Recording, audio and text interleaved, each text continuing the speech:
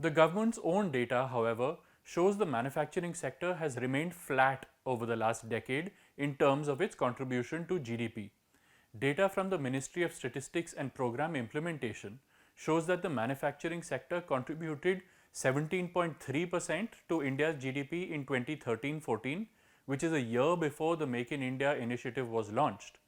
This rose to a little more than 18% over the next few years to peak at 18.5% in the post-pandemic year of 2021-22.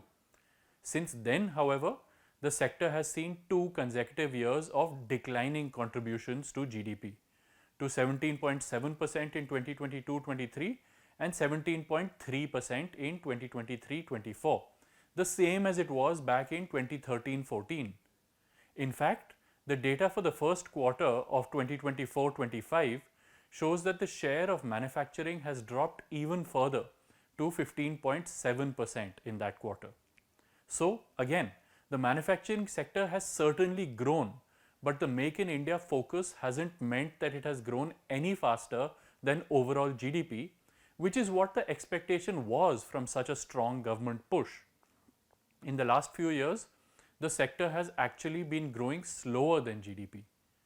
In terms of employment, the RBI's CLEMS database shows that the share of the manufacturing sector in total employment in the country has actually marginally declined from 11.6% in 2013-14 and 2014-15 to 10.6% in 2022-23, which is the latest period for which there is data.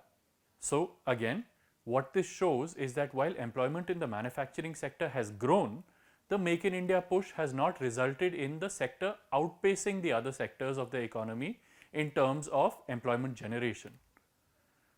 Apart from employment generation, the other priority area for the Make in India initiative was to boost exports and cut down on imports.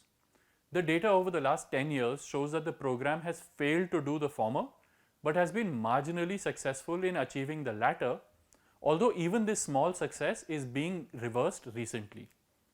That is, India's exports as a share of GDP has fallen from a little more than 25% in 2013-14 to 22.7% in 2023-24.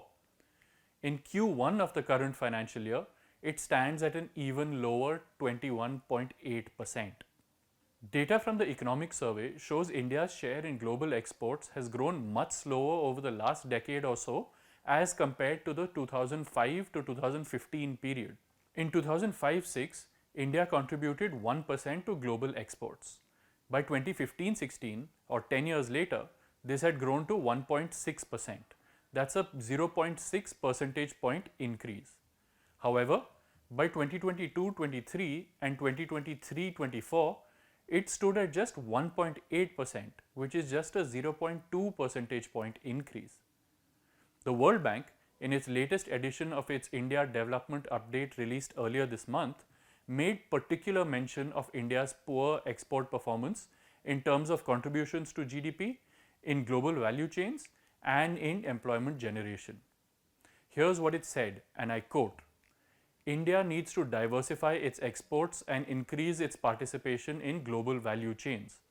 Over the past decades, despite rapid overall economic growth, India's trade in goods and services has decreased as a percentage of GDP, and India's participation in global value chains has fallen. Exports are also relatively concentrated in goods and services that tend not to be labor intensive." End quote. A major factor behind this decline, the report added, was the high import tariffs India imposes on key inputs used by India's manufacturing sector. These tariffs have raised production costs and made producers less competitive in international markets, it said. Due to these higher tariffs, the data shows that the Make in India initiative has managed to marginally reduce India's dependence on imports, although even this trend has reversed in the last few years. So while imports amounted to 27% of GDP in 2013-14, this fell to 21.2% by the pandemic year of 2020-21. Since then, however, this proportion has been rising again, coming in at 25% in 2023-24, just a little lower than where it was in 2013-14. So, overall, The manufacturing sector has grown over the last decade, there's no doubt about that, but the Make in India push hasn't meant that it has grown any faster than the overall economy. While other sectors like services, which doesn't have the government pushing it so hard, have increased their contributions to GDP over this period. It's time to rejig Make in India so that we can get better outcomes. Also, states need to get on board with land and labor reforms. But on that note, that's all from me. Thank you for watching.